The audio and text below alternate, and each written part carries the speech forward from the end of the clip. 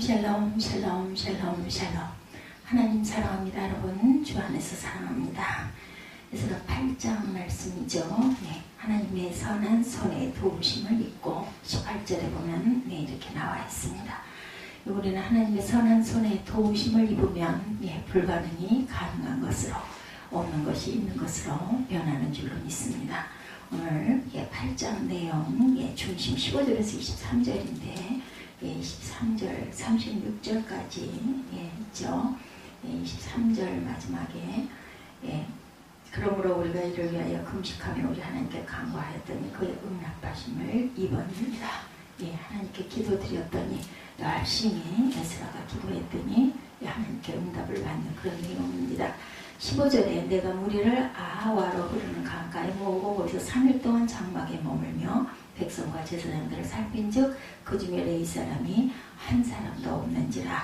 이에 모든 족장 곧 엘리에셀과 아리엘과 스마야와 엘라단과 야립과 엘라단과 나단과 스가랴와 무슬람을 부르고 또 명철한 사람 요아립과 엘라단을 불러 가시비아 지방으로 보내어 그곳 족장 이또에게 나아가게 하고 이또와 그의 형제 곧 가시바 지방에 사는 르비딤 사람들에게 할 말을 일러주고 우리 하나님의 성전을 위하여 섬길 자를 데려오라 하였더니 우리 하나님의 선한 손에 도우심을 입고 그들이 이스라엘의 손자 레위의 아들 말릭의 자손 중에서 한 명철한 사람을 데려오고 또 세레비아와 그 아들들과 형제 18명과 하샤비아와 무라리 자손 중 여사야와 그의 형제와 그의 아들들 20명을 데려오고 다윗과 방백들 레위 사람들을 섬기라고 준 르비딤 사람 중 성전 일꾼은 220명이었는데 그들은 모두 지명받은 이들이었더라. 그때 내가 아와 강가에서 금식을 선포하고 우리 하나님 앞에서 스스로 겸비하여 우리와 우리 어린아이와 모든 소유를 위하여 평탄한 길을 그에게 간구하였으니 이는 우리가 전에 왕에게 아뢰기를 우리 하나님의 손은 자기를 찾는 모든 자에게 선을 베푸시고 자기를 배반하는 모든 자에게는 권능과 진노를 내리신다 하였으므로 길에서 적국을 막고 우리를 도울 보병과 마병을 왕에게 구하기를 부끄러워하였습니다. 그러므로 우리가 이를 위하여 금식하며 우리 하나님께 간구하였더니 그의 응답하심을 입었느니라. 적국에게 도움, 왕에게 구하지 않고 그것을 부끄럽게 여기고 하나님께 기도했더니 응답을 받았다. 이렇게 에스라는 엄청난 하나님을 믿는 믿음이 대단했던 사람입니다. 바벨론에서 포로 생활하던 유대인들은 3차례에 걸쳐 본국으로 돌아오죠. 제1차 포로 교환 스룹발벨과 예수와 고레스와 함께 에스라 1장 1절에 나타나 있습니다. 조서 내용은 성전 건축 허락하고 물질 지원, 성전 그릇들 그 자리에 도로 반환해라. 그리고 귀환자 수는 49,897명. 성전 건축 및 6월절 존수를 위해서 1차로 포로가 귀환을 합니다. 2차 포로는 인도자가 에스라죠. 오늘 본문 8장 1절에 나타납니다. 청전 재건을 위한 재정 지원 및 성직자 세금 면제, 재판과 통치를 허용하고 귀환자 수는 작습니다. 1754명입니다. 남자들만 계수했어요. 그럼 여기에 여성과 아이들이 있었겠죠.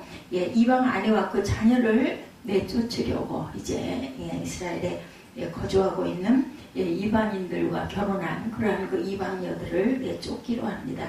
3차 포로 교환은 느헤미야 1장 1절에 나타납니다. 바상 아닥사스다 때 이런 일이 일어나죠. 예루살렘 성벽 재건 허락과 재료를 지원합니다. 그리고 귀환자 수는 나와 있지 않고 성벽 재건 및 에스라의 신앙 개혁 운동을 하기 위해서 1, 2, 3차로 귀환을 하는 그러한 내용들이 일어나죠. 세 번째는 14년 후 느헤미야가 리더가 되어서 돌아왔다. 제가 지금 말씀드린 3차 귀환입니다.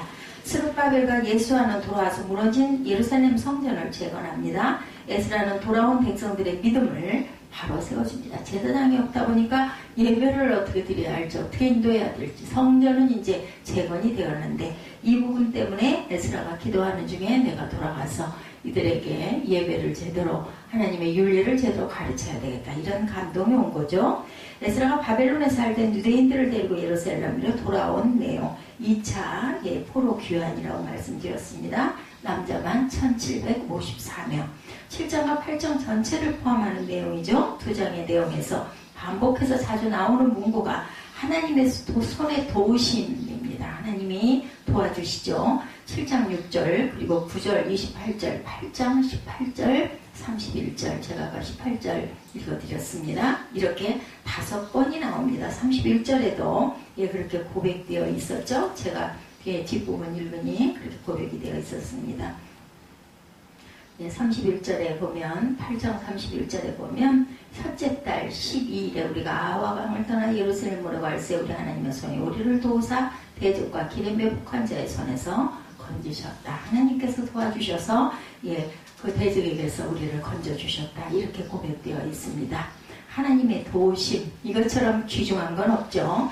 7장 6절에도 이 에스라가 바벨론에서 올라왔으니 그는 이스라엘의 하나님 야훼께서 주신 모세의 율법에 익숙한 학자로 그 하나님 야훼의 도우심을 입음으로 왕에게 구하는 것은 다 받은 자다. 이렇게 나타납니다. 에스라는 페르시아 아닥사스다 왕의 궁중에서 유대 종교 업무 비서관으로 일했을 것으로 봅니다. 여기 학자란 단어로 오늘날의 비서관으로 이해를 하면 될 것 같습니다. 왕에게 구하는 것을 다 받았다고 했는데 이것을 하나님의 도우심을 입은 것으로 받아들입니다. 하나님께서 페르시아 왕을 통해서 에스라를 도우셨다는 뜻이죠. 오늘날도 우리가 선교를 하거나 전도를 하거나 아니면 교회를 세우거나 이런 일들을 할 때 사람이 돕습니다. 하나님의 하늘에서 뭘 뚝 떨어뜨려 주고 막 기적이 막 일어나고 그런 거는 아닌데 사람이 붙여져서 그 사람으로 인하여서 도움을 받아서 선교도 하고 전도도 하고 성전도 세우고 그리고 많은 선한 일에 그러한 일들을 하고 있죠.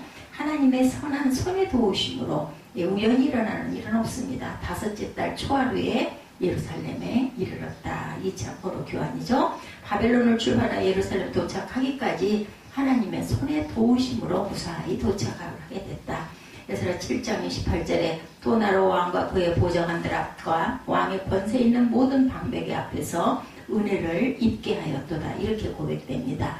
내 하나님 야훼의 손이 내 위에 있으므로 내가 힘을 얻어 이스라엘 중에 우두머리들을 모아 나와 함께 올라오게 하였노라. 하나님께서 나를 그 손으로 도와주셨다. 왕과 왕의 비서관들과 귀족들에게서 은혜를 입은 것을 에스라는 하나님의 손이 함께 하신 것으로 이렇게 감동으로 전합니다. 믿음 있는 사람과 믿음이 없는 사람은 다르죠. 믿음이 없는 사람들은 누군가가 사람이 도와주는 것, 내가 그 사람에게 잘 보여서 아니면 그 사람이 나를 정말 호감 있게 봐서 이렇게 생각을 하는데 믿음 있는 사람들은 하나님께서 나를 도와주셔가지고 이런 귀한 사람을 붙여주셨다. 그래서 내가 이 일을 할 수 있도록 잘 해결이 되도록 하셨다. 이렇게 우리는 고백을 합니다. 그리고 그 말이 맞죠. 우연히 일어나는 일은 없습니다. 에스라 8장 18절에 우리 하나님의 선한 손에 도우심을 입고 제가 이것을 그냥 제목으로 붙였습니다. 아와 강가에서 고향으로 돌아갈 사람을 조사해보니 레위인이 한 명도 없었습니다. 족장들을 보내어 고향으로 돌아갈 레위인을 설득해서 데려오게 하죠. 오늘 본문에 그랬더니 레위인 38명과 성전 일꾼 220명을 데리고 옵니다.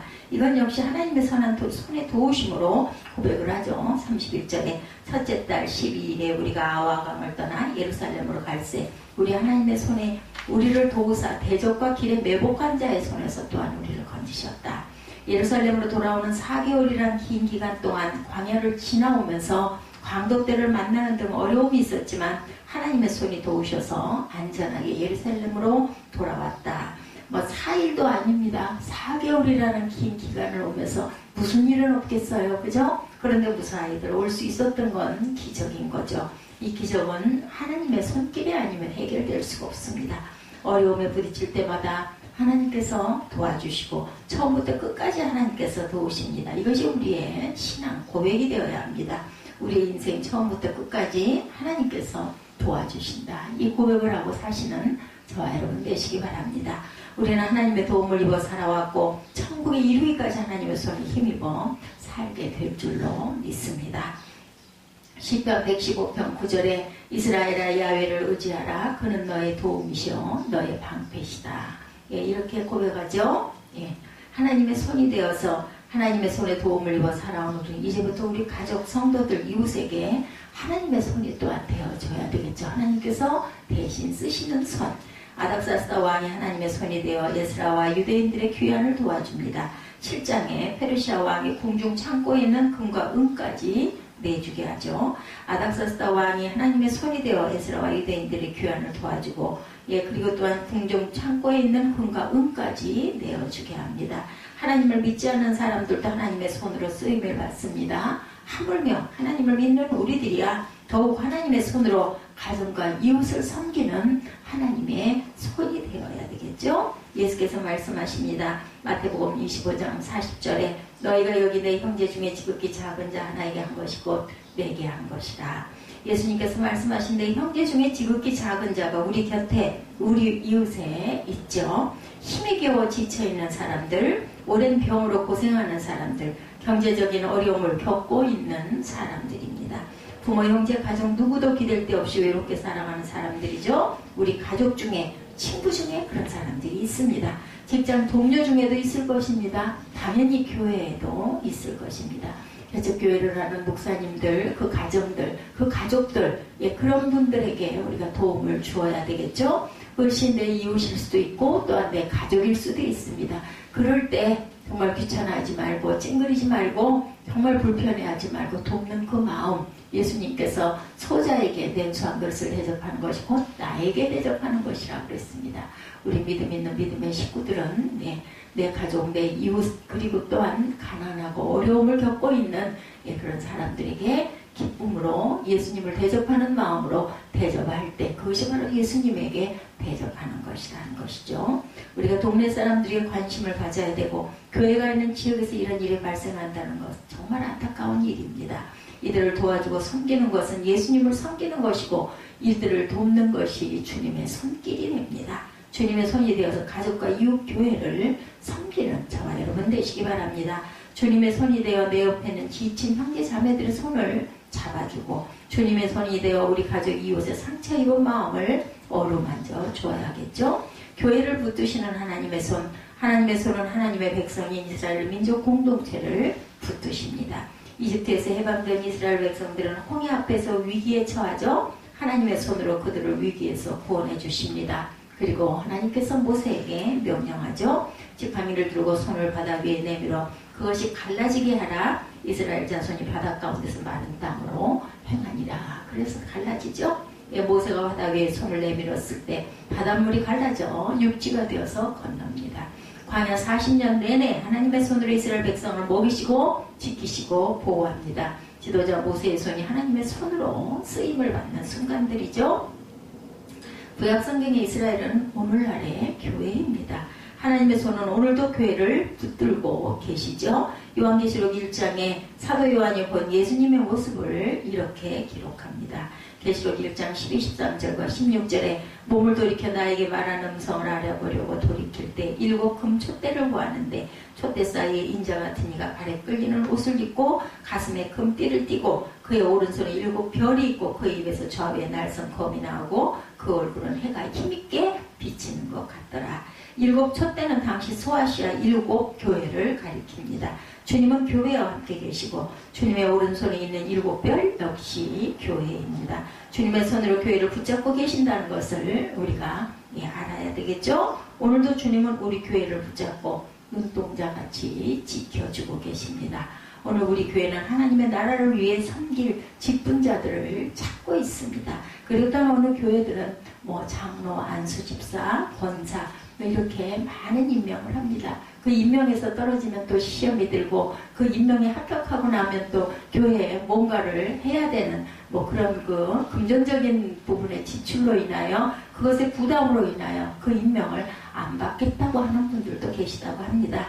그럴 때마다 우리는 항상 이 가진 것으로 최선을 다하고 또한 그 순종하고 감사하는 그런 마음밭들이 다들 되어줘야 되겠죠. 그리고 또한 거기서 내가 권사, 내가 안수집사, 내가 장로의 직분에 오르겠다라고 마음 먹고 준비했던 분들이 안 되는 경우에 시험이 드는데 그럴 수록 우리는 기도하고 하나님께서 이번에는 내가 필요치 않으신가 보다 하고 기다릴 줄 아는 그런 믿음, 순종하는 믿음들이 있어야 되겠죠.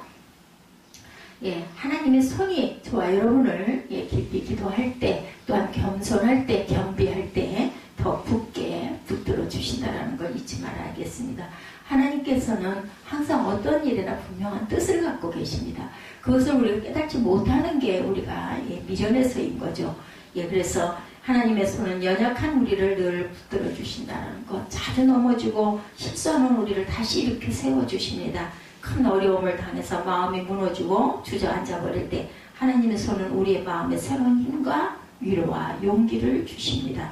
자리를 털고 다시 일어설 수 있도록 강한 손으로 붙들어 일으켜 주시죠. 이런 하나님의 손을 힘입어서 살아온 저와 여러분들, 이제 우리가 예, 누군가의 손을 붙들어주는 하나님의 손이 되어야 할 줄로 믿습니다. 그동안 받은 하나님의 사랑과 은혜가 너무 크기에 예, 부족하지만 하나님의 우리의 남은 인생을 하나님의 손으로 살아가시는 저와 여러분들, 자원하여 살아가신 저와 여러분 되시기를 주님의 이름으로 축복합니다. 봄성가에 이런 가사가 있죠. 아침 안개 눈 앞가리던 나의 약한 믿음 의심 쌓일 때 부드럽게 다가온 주의 음성, 아무것도 염려하지 마라. 빗줄기에 바위 패이든 나의 작은 소망 사라져갈 때 고요하게 들리는 주의 음성, 내가 너를 사랑하노라. 외로움과 방황 속에서 주님 앞에 나아갈 때 위로하시는 주님, 나를 도우사 상한 나의 마음 감싸주시네. 십자가의 보혈로서 주의 크신 사랑 알게 하셨네. 주님께 감사하리라. 언제나 주님께 감사해. 이런 감사가 이어지시는 저와 여러분들, 항상 이런 가사의 내용처럼 하나님께 감사하시는 저와 여러분 되시기를 주님의 이름으로 축복합니다. 이제 6월달, 예, 2, 3일 있으면 6월달 다가오죠.